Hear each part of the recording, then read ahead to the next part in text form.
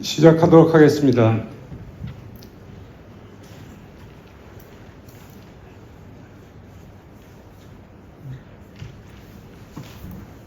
생각보다 많이는 안 오셨는데 저희가 많이 준비했으니까요. 경청해 주시기 부탁드리겠습니다. 이렇게 시간 내주셔서 감사드리고요. 저희는 공정하고 신속한 재건축 모임 공신모라는 이름으로 저희가 오늘 발표회를 준비를 했고요. 저는 우성 소유자 신동주입니다.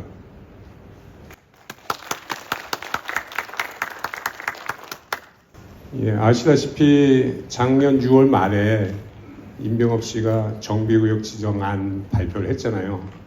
근데 저희 생각에 상식에 좀 어긋나는 부분이 있어서 공정하고 신속한 재건축을 위해 자발적으로 형성된 임의단체가 저희 공신모입니다.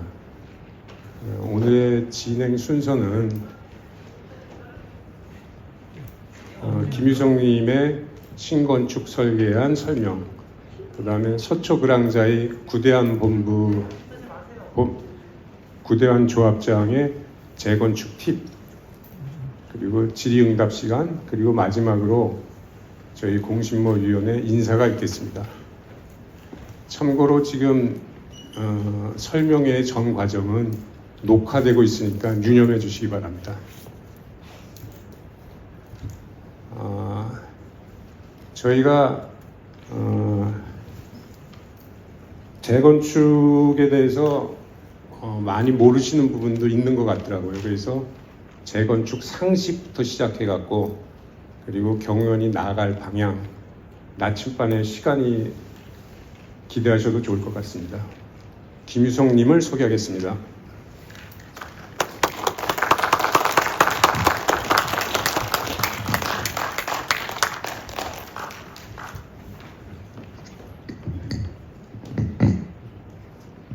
예, 안녕하십니까. 공정하고 신속한 재건축 모임의 대표인 김유석입니다. 이렇게 와주셔서 감사합니다. 이렇게 아는 건 얼굴도 있으시고 이렇게 추운 날씨에 와주셔서 정말 대단히 감사드립니다.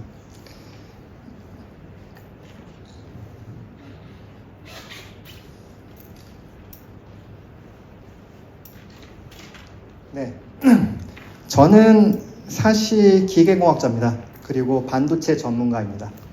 하지만 그 전에 우리 경남 아파트에서 지금 36년을 넘게 산 제 고향에서 살고 있고요.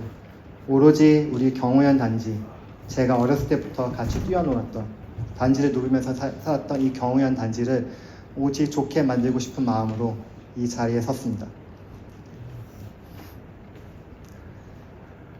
저희 자문위원이십니다. 네, 신동우 교수님이시고요. 그 다음에 경우현 주민이십니다. 서울대학교 건축공학과에서 학사를 받으시고 미국 공대의 명문이죠. 미국 미시간 대학교에서 건축학에서 석사와 박사를 받으셨습니다. 그리고 아주대학교 건축학과에서 교수로 퇴임을 하셨고요. 그리고 건설교통부 장관 표창을 포함해서 많은 건설 쪽에 수많은 업적을 이루신 분입니다. 저희 신건축 설계안과 공신모라는 조직을 한번 설명을 드리겠습니다. 경우연 재건축, 다른 재건축도 마찬가지지만 재건축의 주인은 주민입니다. 우리 주민들이 출자한 자산으로 재건축을 하는 거기 때문에 여러분들은 모두 주주십니다. 그래서 당연히 주인인식이 있어야겠죠. 그리고 우리 경우연 통합재건축은 각 단지가 자산을 출자를 해서 내는 재건축입니다. 그렇기 때문에 공정하고 형평성이 있고 투명하게 진행돼야 됩니다. 그리고 무엇보다 저는 여러분께 주인의식을 말씀드리고 싶습니다. 제가 말씀드리는 주인의식이라는 것은 비판적 수용입니다. 저희 주민들은 사실 재건축 전문가가 아닙니다. 그렇다면 전문가의 도움을 받아야겠죠. 그렇죠? 하지만 그 전문가가 말한다고 해서 무조건 다 따르고 그렇게 하면 될까요? 저는 그렇게 생각하지 않습니다. 비판적 수용이라는 하는 것은 전문가가 얘기하더라도 정말 그것이 맞는지, 그리고 우리 주민의 이익을 최대화하는 것인지, 내가 공부하고 내가 더 챙기고 알 때 살 때 그렇게 해야지 그게 더 우리 주민을 위한 거라고 생각을 합니다. 그래서 저는 꼭 주인의식을 강조하고 싶습니다. 그래서 그리고 기존에 우리 정비계획안에 했던 통추위의 정비계획안은 많은 문제들이 있었습니다. 뭐 조직 자체도 주민의 의견을 묵살하고 좀 안 좋은 모습도 있었지만 그것뿐만 아니라 우리가 경우연히 지금 서울시청에 올린 건축계획안은 형평성에 어긋난 많은 문제점들이 있었습니다. 그렇기 때문에 이게 사람만 바꿔서는 안 되겠다. 우리가 많은 주민들께서 만족할 수 있는 건축계획안이 필요하겠다. 그런 의미로 신건축 설계안을 만들었습니다. 그리고 이것을 저희 공신문 위원님들과 함께 만들었습니다. 그래서 신건축 설계안과 공신문은 위에 같은 말씀드린 것이 저희 정체성과 원동력입니다. 자, 이번에 처음으로 저희가 소개해드리는 단지 배치도입니다. 조경을 많이 예쁘게 꾸몄고요. 그리고 여태까지 어떻게 보여드렸던 거는 그냥 멋없는 흰색 바탕에 건물만 갖다 놓은 거였는데 저희가 이번에 또 조경도 예쁘게 꾸몄고 그다음에 무엇보다도 이 중앙에 주민공동시설을 배치하려고 합니다. 예. 그리고 이곳은 지하로 파가지고 이렇게 썬큰 광장을 만들려고 합니다. 썬큰 광장이라고 하는 거는 이쪽에 이렇게 지하 1층 규모의 지하로 광장이고요. 그렇기 때문에 건폐율이나 용적률 그런 법률 규제에 적용을 받지가 않습니다. 하지만 이 주위에 뭐 헬스장, 그 다음에 뭐 카페, 그 다음에 뭐 도서관 이런 것들을 설치해도 이게 지하인데도 불구하고 채광이 워낙 좋기 때문에 전혀 지하 같은 모습이 느낌이 들지 않습니다. 그래서 썬큰 광장을 설치를 해가지고 저희가 주민 공동시설을 배치하고자 합니다. 저희는 4개 단지 통합이기 때문에 모든 단지의 주민들이 접근성이 용이하도록 중앙에 위치시키는 게 합리적이고 형평성이 맞다고 판단되어 중앙에 설치했습니다. 그리고 저희가 처음으로 여기 오신 분들께 처음으로 소개해드리는 우리 경우연의 미래 더 뉴 경우연입니다. 예, 어떠십니까? 저희가 판상형 구조라고 해가지고 굉장히 좀 구닥다리 아니냐, 지금 저희가 살고 있는 게 판상형 구조입니다. 구닥다리 아니냐, 좀 멋없는 거 아니냐 그렇게 우려하시는 분도 계셨는데 어떤가요? 네. 저희 감사합니다. 사실 우리 재건축 단지가 지금은 좀 갈등이 많습니다. 그래서 많은 분들께서 지금 눈살을 찌푸리시는 분들도 계실 텐데요. 사실 재건축이라고 하는 것은 우리의 보금자리를 새로 만드는 일입니다. 그리고 사실 우리가 축복받아야 할 그런 축제입니다. 그런 재건축 사업에서 그냥 계속 싸우기만 하고 그런 것보다 저희 주민 여러분들 오셨을 때 저희가 그리는 정말 멋진 미래를 보여드리고 싶어서 이번에 특별히 준비했습니다. 그리고 이거는 봄에 양재천에 벚꽃이 폈을 때의 모습입니다. 예. 판상형도 충분히 멋진 재건축이 될 수 있습니다. 자, 지금부터 신건축 설계안의 단지 배치도부터 차근차근 설명드리겠습니다. 신건축 설계안의 시작점은 통추위의 건축 설계안의 문제점을 분석하는 것부터 시작되었습니다. 첫 번째 문제점은 우리 경우에 살고 계신 모든 주민들이 자기가 살고 있는 전용 면적은 다 찾아갈 수 있는지, 두 번째로는 일반 분양 수입은 최대로 설계되어 가지고 우리 조합원의 분담금을 줄여주는지, 그리고 아파트의 방향과 배치는 적절한지, 그리고 우리 주공 1단지가 재건축이 되면서 그쪽 현대 1차의 101동, 102동, 그 다음에 우성 5동의 일조권이 많이 상실되었죠. 그런 것들을 지금 회복시키고 있는지, 그 다음에 임대세대 배치, 그리고 공공보행 통로 이런 것들이 형평성에 맞게 배치되어 있는지, 그리고 마지막으로 경우연은 초등학교, 중학교, 고등학교가 인근에 있는 학교 인접 지역입니다. 그렇다면 아이들이 통학길에 도보로 많이 다닐 텐데요. 그런 것들이 안전이 고려가 되어 있는지, 그런 부분들이 통추위 정비계획안에 저는 문제점이 있다고 봤고 그런 부분을 개선하기 위해서 저희 신건축 설계안을 시작하는 주안점으로 삼았습니다. 본격적으로 시작하기 전에 여러분께 한 가지만 말씀드리고 시작하겠습니다. 98년 전후로 해서 우리가 전용 면적을 재는 기준이 바뀌었습니다. 98년 이전에는, 그러니까 경호원이 지어졌을 때죠. 벽체 중심선으로 해가지고 벽의 면적 일부를 포함해가지고 전용 면적을 잽니다. 근데 지금 98년 이후, 그러면 신축 아파트가 되겠죠. 안목치수라고 해서 벽의 안쪽을 잽니다. 그래서 우리가 현재 살고 있는 경호연의 전용 면적과 신축 아파트의 전용 면적을 1대1로 대응시키기 위해서는 벽의 일부의 면적을 빼야 됩니다. 그래야지 1대1로 대응이 됩니다. 그래서 벽의 전용 면적 10제곱미터 내외를 빼야지 우리가 분양 편입 계획을 세울 수 있습니다. 가운데 있는 표는 저희 경호연의 현재 전용 면적입니다. 이게 모든 동의 전용 면적을 표시를 했고요. 왼쪽에 보시면 통추위는 지금 중형 평형만 굉장히 많습니다. 그렇다면은 소형 평형에 계신 분들은 다 못 들어가고 중형 평으로 가셔야 되고, 대형 평형에 계신 분들은 다 못 들어가고 중형 평으로 가셔야 됩니다. 하지만 신건축 설계안에서는 벽의 면적을 고려해가지고 전부 다 1대1로 대응시켜가지고 모든 경우에는 모든 분들이 자신의 전용 면적을 다 찾아가도록 설계를 했습니다. 물론 나중에 희망 평형 조사에서 이것들은 전부 다 바뀝니다. 하지만 저희가 일부러 지금 이렇게 설계를 한 거는 여러분들께 기준을 마련해드리기 위해서입니다.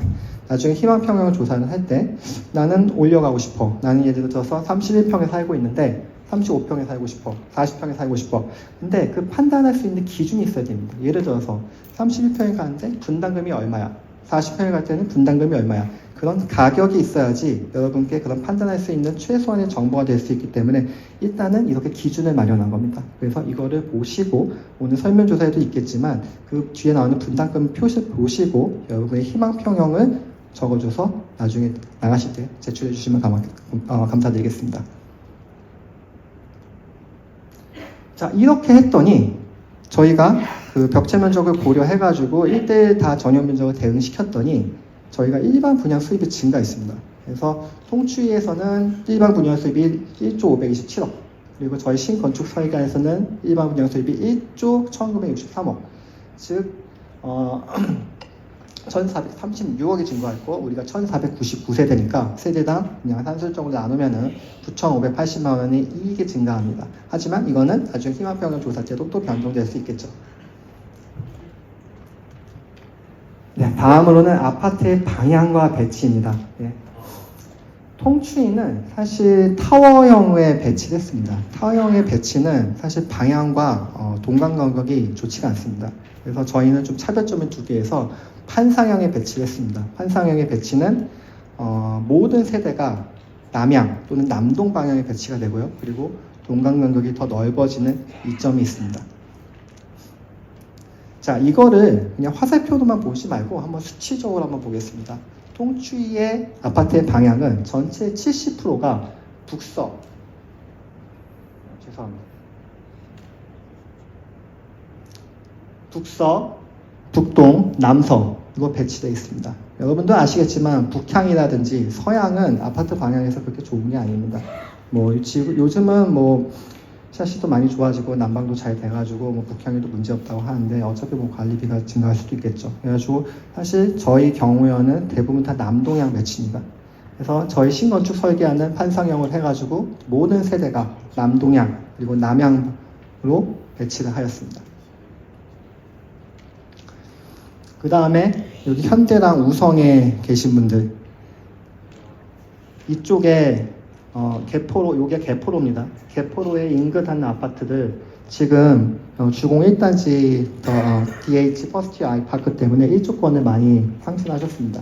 그렇다면은 재건축을 한다면은 이분들을 그늘에서 꺼내드려야죠. 재건축해도 또 그늘에서 계속 살게 하실 수는 없지 않습니까? 그래가지고 전부 다 현대와 우성에 계신 분들은 전부 다 북향 배치를 했습니다. 그래가지고 이 개포로에 계신 분들도 전부 다 일조권을 확보할 수 있도록 배치를 하였습니다. 그 다음에 공공보행 통로의 배치입니다. 공공보행 통로는 사실 기부 채널입니다. 여러분은 아시는 분은 아시겠지만 저희가 공공보행 통로를 하기 때문에 용적률의 10% 인센티브를 받았습니다.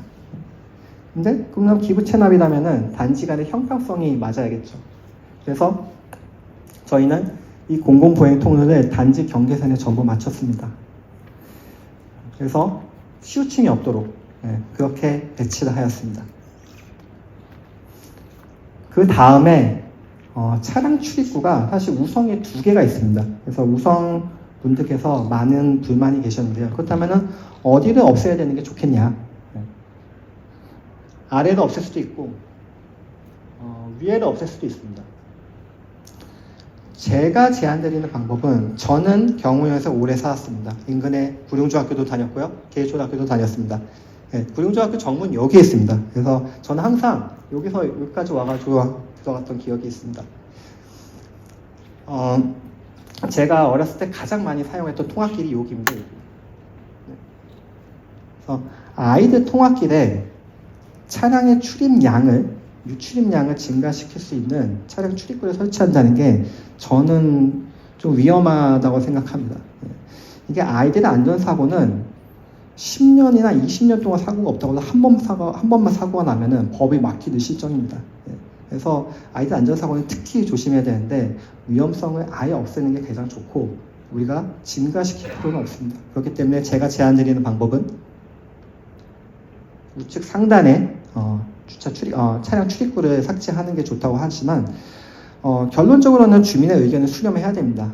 우성 3차분들, 경남 2차분들, 경남 2차 상가분들, 그리고 경의원 주민들 중에서 이게 학교에 다니는 아이들, 자녀를 둔 학부형들, 그분들의 의견을 모두 수렴해가지고 어느 쪽에 차량 출입구를 없애야 하는지, 그런 것들 주민의 의견을 수렴해가지고 앞으로 반영을 하려고 합니다. 자, 사실 오늘의 메인 코스입니다. 여러분들께서 가장 민감하게 생각하시는 분담금 얘기를 할 건데요. 그리고 독립정산제. 우리 경우에는 통합재건축이기 때문에 각 단지가 출자하는 자본의 비율이 다릅니다. 그렇기 때문에 우리는 다 독립정산제를 지금 해야 된다고 주장을 하고 있고요. 그 독립정산제를 먼저 좀 알아보는 시간을 갖겠습니다. 자, 단지 배치도와 마찬가지로요. 저희 분담금을 계산할 때 통추위의 문제점부터 먼저 파악을 했습니다. 첫 번째로는 독립정산제가 적용이 되어 있는가? 통추위는 적용이 안 돼 있었죠. 그 다음에 우리 땅의 가치, 재건축 사업의 자본의 형태는 땅입니다. 땅의 가치가 제대로 반영이 되어 있는가? 그 다음에 기부채납이 각 단지의 형평성이 맞아야겠죠. 왜냐하면은 쟤는 세금 많이 내고 나는 세금 적게 내면은 그거는 맞는 게 아니겠죠. 그래서 기부채납이 형평성에 맞게 보상이 되어 있는가? 그리고 이 수치들은 믿을 수 있는가? 신뢰성이 있는가? 이런 부분들이 저희가 통추위 안에 대해서 문제점이나 파악을 했고요. 그 부분들을 개선하기 위해 노력을 하였습니다. 그래서 신건축 설계안은 3가지 키워드가 있습니다. 형평성, 그 다음에 현실성, 그 다음에 신뢰성입니다. 자, 저희 메인 코스인 독립정산제로 가기 전에 잠깐 에피타이저부터 먼저 드시고 가시죠. 분담금 권리가액 그리고 비례율에 대해서 먼저 설명드리겠습니다. 분담금이라고 하는 거는 간단합니다. 신축 아파트의 가격과 나의 권리가액의 차이입니다. 근데 여기서 주의하셔야 될 거는 권리가액의 차이지 종전자산가 또는 감정평가액의 차이가 아닙니다. 그럼 권리가액은 뭘까요? 권리가액이라고 하는 거는 종전자산가, 그러니까 여러분들이 나중에 감정평가 받는 데 되는 금액, 그 감정평가 금액에다가 비례율을 곱한 것입니다. 그래서 권리가액이 클수록 분담금이 적어지고요. 그 다음에 평형 우선 배정권을 받습니다. 그래서 권리가액이 굉장히 중요합니다. 여러분들이 최종적으로 인정받는 자산이 바로 권리가액입니다. 그렇다면 비례율은 뭘까요? 종전자산가에다가 비례율을 곱한다니까 비례율이 굉장히 중요하겠죠. 비례율은 별거 없습니다.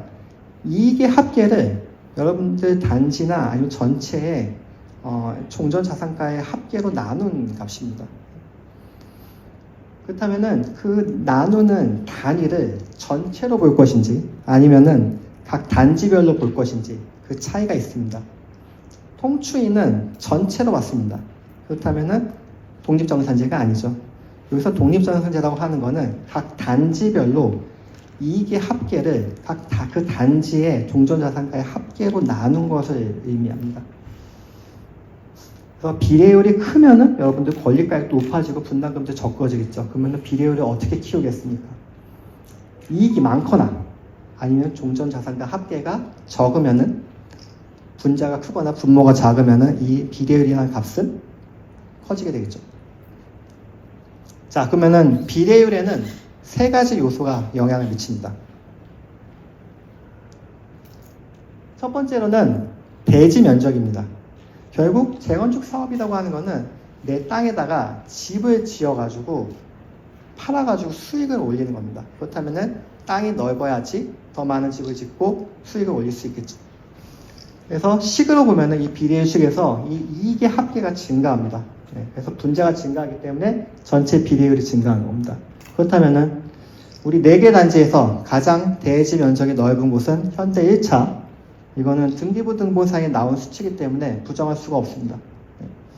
그 다음에 경남 1차, 그 다음에 우성 3차, 그 다음에 경남 2차입니다.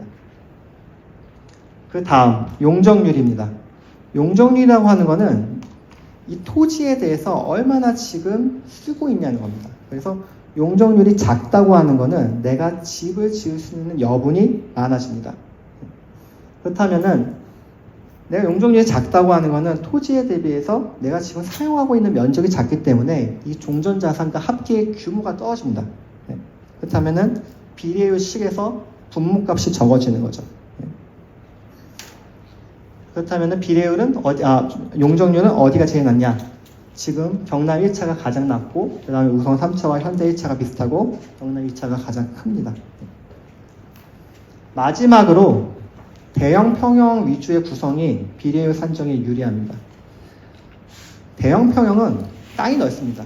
대지 지분이 많기 때문에 이익을 많이 가져옵니다. 하지만 여러분들 시세를 보시면 대형 평형은 평당 시세가 낮습니다.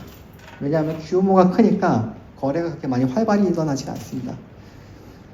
땅은 커서 이익은 많이 가져오는데 분자는 높은데 시세가 낮아서 종전자산가의 합계는 낮아지게 됩니다. 그래서 비례율이 증가하죠. 결국 대형평에 가장 많은 경남 2차, 그 다음에 현대 1차, 그 다음 우성 3차, 그 다음에 경남 1차 순으로 유리하게 됩니다. 이 모든 것을 다 따지면서 비례율이 계산됩니다. 비례율을 단순히 용적률만 가지고 계산하는 것은 절대 아닙니다. 비례율은 결국 내가 얼마나 많은 이익을 내고 그것이 내가 갖고 있는 자산의 비율이기 때문에 이 모든 것들을 고려해가지고 나오는 것이지 절대로 하나의 요소에 의해서만 좌지우지 되지가 않습니다. 그래서 총합적으로 말씀드리자면 경남 1차가 비례율이 가장 크고요. 그 다음에 현대 1차, 그 다음 우성 3차, 경남 2차 이런 순서가 됩니다. 자, 통추의 문제점 중에 현실성과 신뢰성이 제가 없다고 했는데 왜 그럴까요? 통추에는 정비계획안에서 토지 등 소유자의 분양, 즉 조합원 분양가와 일반 분양가를 같이 했습니다. 근데 좀 이상하지요. 어떻게 우리 조합원들인데 일반 외부 사람들이랑 똑같은 가격의 아파트를 내고 들어갈까? 아까 비례율이 높으면 사업성이 좋다고 말씀드렸습니다. 사실 이렇게 해야지 굉장히 총수입이 많아 보입니다. 총수입이 많아 보이고 지금 통추가 계산한 대로 총수입이 6조 6천억 그리고 비례율이 98.61% 나온 겁니다. 근데 업계에서는 가장 관행적으로 쓰는 것이 조합원의 일반 분양가의 90%, 즉 10%를 낮은 금액으로 계산합니다. 그렇게 계산하면은 총수입은 6조 900억 그리고 비례율은 87.7%가 되죠. 그래서 사실 통추의 계산은 사실 비례율과 총수입이 좀 과대 포장되어 있습니다. 그래서 현실성과 신뢰성이 떨어진다고 말씀드리고 싶습니다. 자, 우리 대지권을 좀 생각을 해봐야 될 것 같습니다. 독립정산제. 독립정산제를 안 했을 때 문제점이 뭘까요? 경남 1차가 항상 하는 얘기가 있죠. 땅은 우리가 더 내놓는데 왜 우리가 돈도 더 내놓냐? 왜 제대로 인정을 받지 못하냐? 맞는 말입니다. 하지만 그거를 이제 좀 수치적으로 보시죠.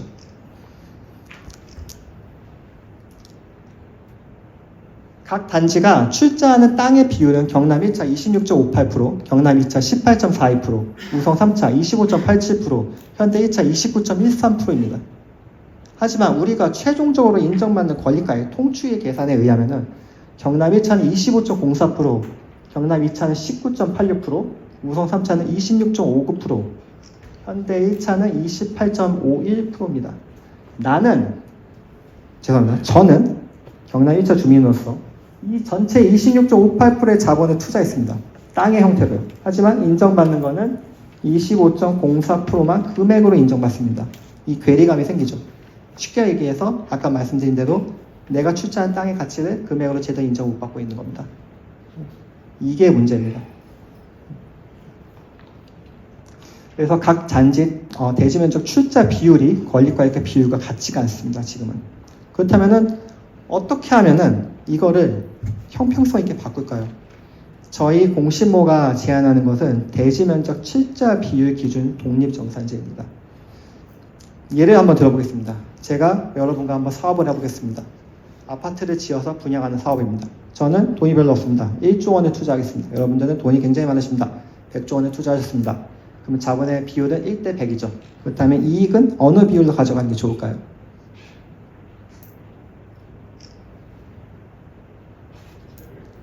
네. 자본을 투자한 비율대로 이익을 가져가는 게 합리적이겠죠. 네. 그래서 저희가 제안드리는 방법은 이 순이익을 우리가 자본을 투자한 대지 면적 비율대로 나눠 갖자는 겁니다.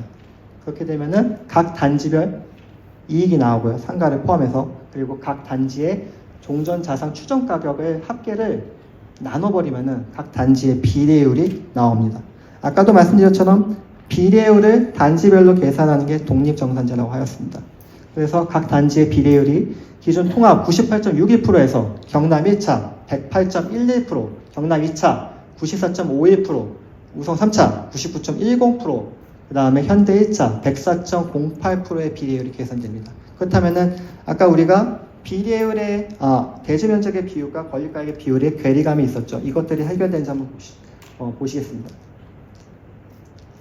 자, 비례율을 따로 계산해 가지고요. 건립가액 계산하고 그 건립가액의 비율을 이렇게 나타냈습니다. 어떻게 됐습니까?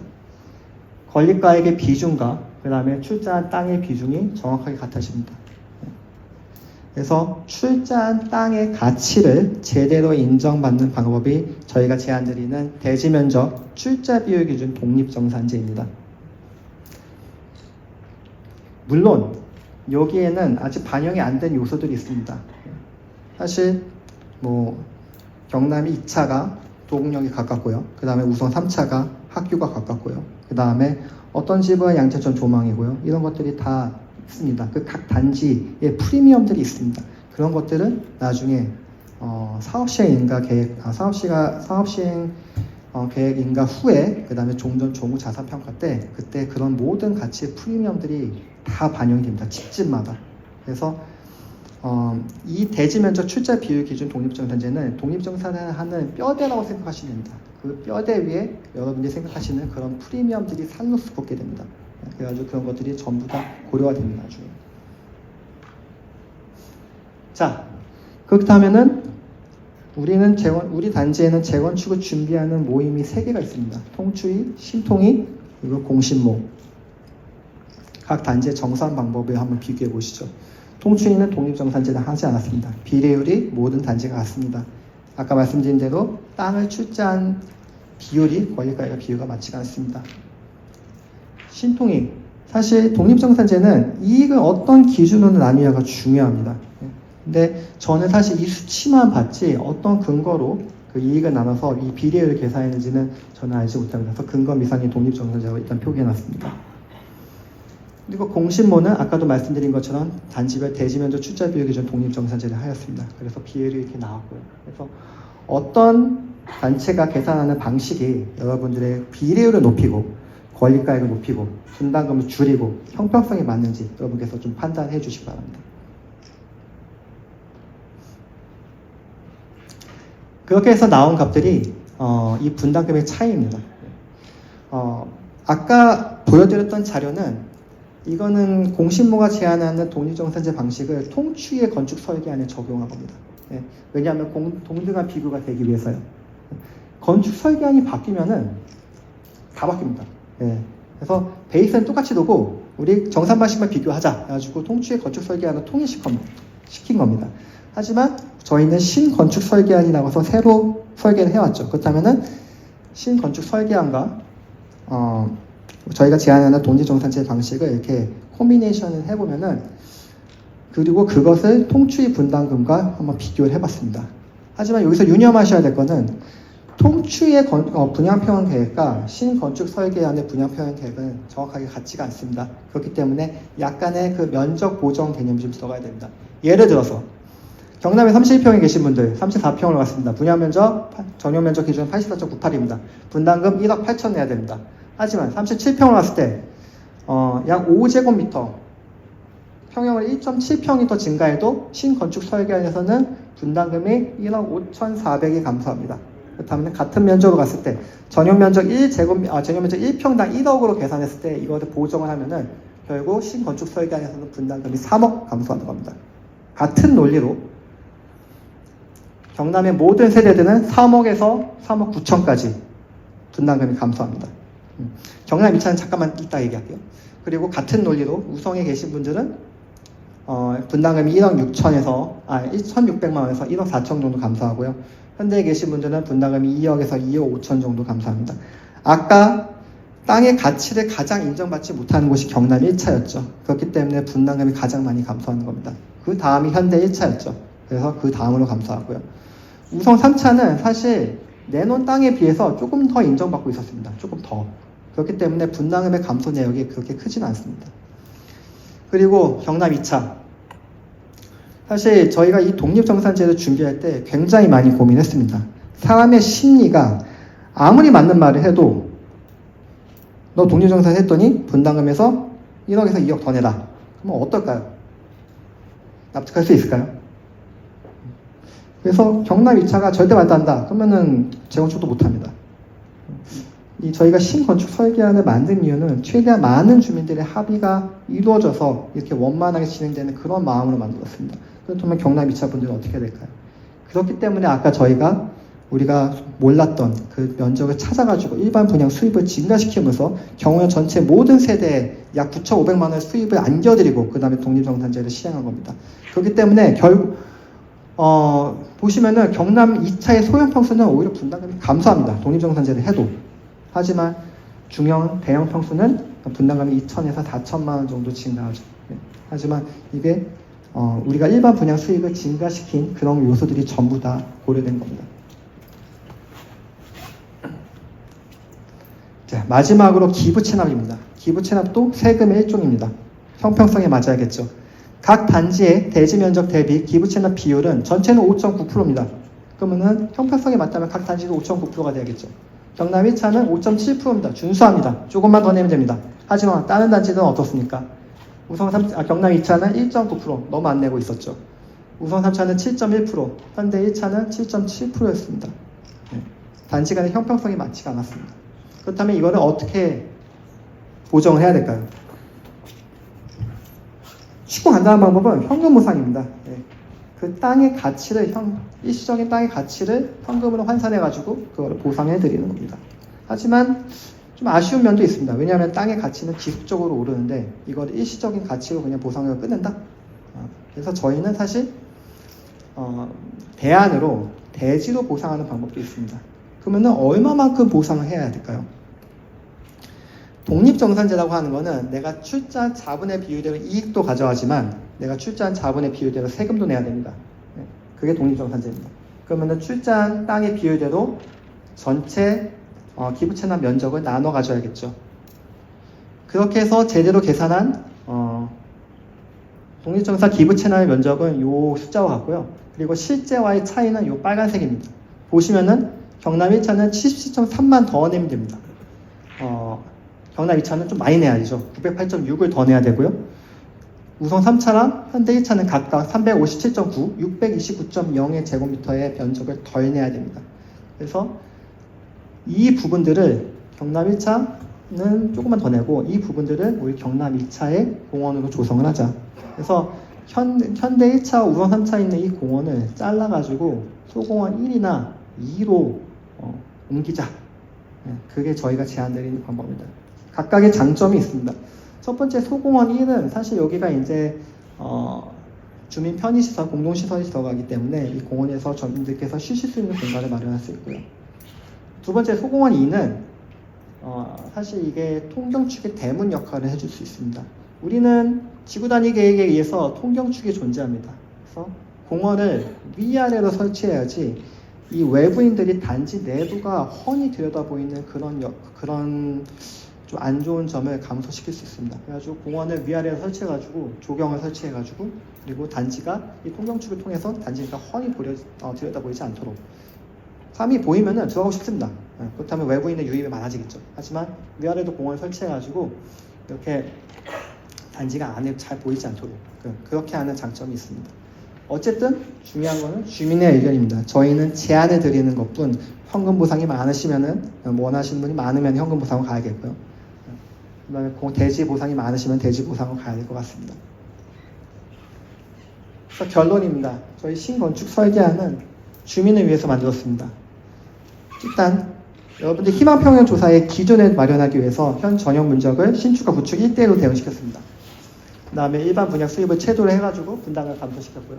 그 다음에 아파트의 방향과 배치, 남향, 남동향 전부 다 배치시켰습니다. 그리고 아이들 안전사고 위험 최소화시켰습니다. 그 다음에 형평성에 맞는 것. 통합재건축의 키워드는 형평성입니다. 각 단지가 어느 누구의 이익을 침해해서는 되지 않습니다. 그렇다면 기부 체납인 공무보행 통로도 단지 경계선을 일치시켰고요. 임대세대 배치도 전부 다 각 단지의 형평성에 맞게 배치시켰습니다. 그 다음에 가장 중요한 거. 대지면적 출자 비율 기준 독립정산제를 시행했고요. 그 다음에 비형평성이었던 기부 체납 면적도 보상 방안을 여러분께 제안드립니다. 그 다음에 수치가 현실적이어야겠죠. 아까 문제가 됐던 건 조합원 분양가, 일반 분양가를 같게 두는 게 통추의 문제점이었는데 조합원 분양가를 일반 분양가에 10% 싸게 90% 넣어가지고 계산을 했습니다. 그리고 가장 중요한 거. 아까도 말씀드렸지만 신건축 설계안은 제가 여러분께 드리는 밑바탕입니다. 그리고 그 위에 색칠을 하는 것은 주민의 의견입니다. 사실 여러분께 의견을 여쭙고자 이런 자리를 마련했고요. 오늘 못 오시는 분들을 위해서 온라인 설문조사도 미리 다 준비를 해놨습니다. 그래서 주민의 의견을 여쭤서 그것들을 다음 발전 방향으로 사용하고자 합니다. 그 다음에 소식지도 발간하겠습니다. 많은 분들께서 이건 왜 그래? 이건 왜 그래? 현대랑 우성의 용적률 같은데 왜 비례율이 안 같아? 이런 궁금하신 사항, 오해 이런 것들이 많으실 수 있습니다. 그런 분들의 오해를 풀어드리기 위해서 저희가 여태까지 카톡에서 받았던 모든 질문들을 취합을 해가지고 주기적으로 소식지를 발간할 계획입니다.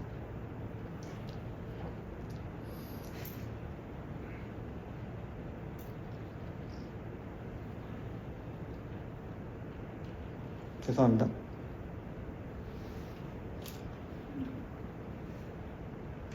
예. 그렇다면 이 신건축 설계안 언제 적용하는 게 좋을까요?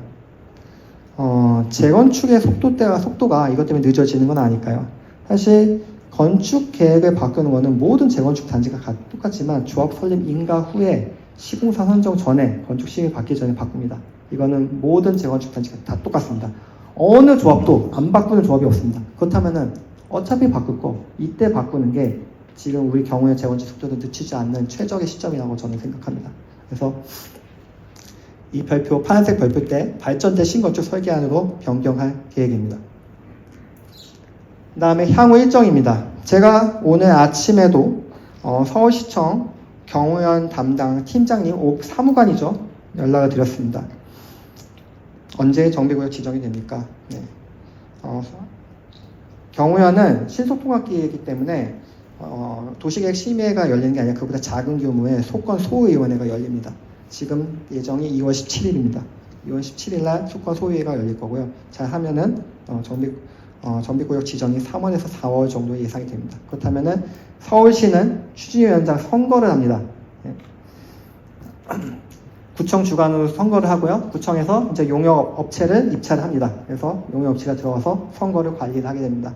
그래서 제가 예상하는 거는 올해 하반기 6월에서 7월에 추진위원장을 선거를 합니다. 다득표 당선 방식입니다. 내가 한 사람이라도 많으면은 한 표라도 많으면 당선이 됩니다. 그 예비 추진위원장이 되면은 5명 이상의 추진위원과 운영 규약으로 토지 등 수요자 1,700명이 넘는 토지 등 수요자의 동의서를 받습니다. 그래서 50% 이상의 동의율로 구청에 제출하면은 추진위원회가 구성이 됩니다. 한 가지 알려드리고 싶은 거는 재건축 사업에서 첫 번째로 인정받는 관청으로부터 첫 번째로 인정받는 주민의 대표는 추진위원회입니다. 지금 우리 재건축을 준비하고 있는 통추이나 신통이나 공시모는 사실 관청에서는 그 어느 누구도 주민 대표를 인정하지 않습니다. 이거는 제가 구청의 TF 자문단 회의를 많이 갔다 오면서 그때 이렇게 들었던 얘기입니다. 그래서 아무도 대표는 아닙니다. 오직 추진위원회부터가 관청에서 인정하는 주민의 대표입니다. 그 부분을 좀 알아주셨으면 좋겠습니다. 자, 그리고 올해 또 조합 설립 조건이 좀 완화가 됩니다. 기존에는 각 동 및 상가의 50% 이상, 그리고 전체 75% 이상이었는데 개정 25년 5월부터는 각 동은 똑같습니다. 상가는 33.3% 이상, 3분의 1이죠. 그 다음에 전체의 70% 이상의 동의율로 조합 설립이 될 수 있습니다. 저희 공신모는 여러분께 다짐하고 싶습니다.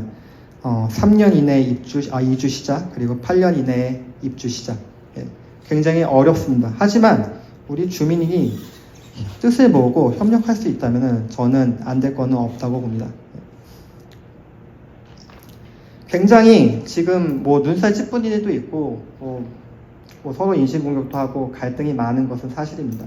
하지만 저는 좀 시각을 좀 달리하면은 그만큼 지금 추진위원회를 구성해서 추진위원장을 뽑는 과정이 이 정비구역 재건축 사업의 첫 단추이기 때문에 굉장히 중요한 일이고 그런 것들을 잘 하기 위해서 첫 단추를 잘 끼기 위해서 우리의 일시적인 시련이나 있습니다.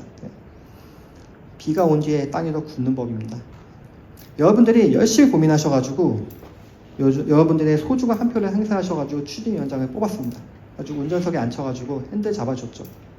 그렇다면 이제 여러분들 어떻게 하시겠습니까? 그냥 계속 서서 계실 걸까요? 이제 자리에 앉으셔가지고 안전벨트 매시고 손잡이 꽉 잡으셔야죠. 저는 그렇게 생각합니다. 이제 왜냐하면은 이제 추진위원회부터는 우리 이제 악셀 밟고 달려야 됩니다. 그래서 여러분들께서 많은 고민을 하시고 여러분들의 소중한 한 표를 행사하시기 바랍니다. 저희 공신문은 저희가 그리는 더 뉴 경호원으로 여러분들을 모셔다 드리겠습니다. 오늘 이 자리를 털어가지고 제가 좀 감사를 드리고 싶은 분이 있어요.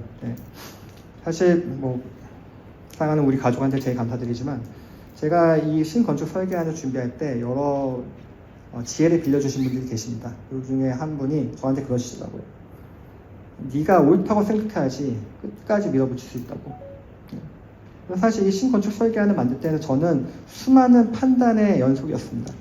어떻게 해야지 될까? 근데 그 판단을 내릴 때 기준은 오직 하나였습니다. 끝까지 밀어붙일 수 있냐 없느냐. 그래가지고 끝까지 밀어붙일 수 있겠다, 있어야 한다. 그 판단으로 여기까지 온 것 같습니다. 그래서 저는 앞으로도 그 판단으로 계속 밀어붙일 생각입니다. 감사합니다.